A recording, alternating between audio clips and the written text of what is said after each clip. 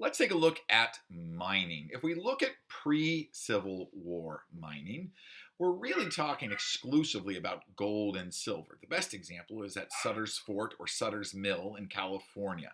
In 1848, gold is discovered in this small immigrant community outside of San Francisco. And that small mountain community, within a year, is having 55,000 people travel by foot to get there because of that discovery of gold. We even have people from China coming all the way to California after the discovery of gold. Later on, there will be mining strikes or discoveries, and normally gold and silver, but sometimes other metals like copper and magnesium.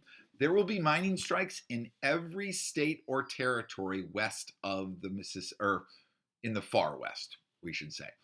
California, Nevada, Idaho, Colorado. In fact, Colorado has one of the largest ones. At Pikes Peak, gold is discovered in 1858. The largest silver strike, not just in U.S. history, but in world history, was the Comstock lode in 1859 in Nevada. And then we have another mining strike just outside of or just in the Black Hills of South Dakota, near the town of Deadwood. Now, a lot of these strikes, Pikes Peak, the Black Hills, were inside of territory that had originally been designated for Native Americans. We'll learn more about that when we look at Native American policy specifically.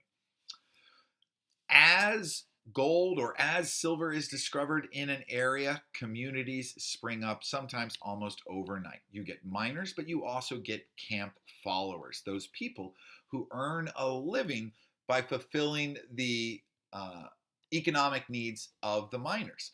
Merchants, saloon keepers, but also gamblers, prostitutes, and other people head out west and become part of these mining communities. Now, these mining communities were often ruled by vigilante rule early on. In other words, a committee of miners would decide if you were being a jerk and they would deal with you. It's not until territories are well on their way to becoming states that anything close to like local government might have been established.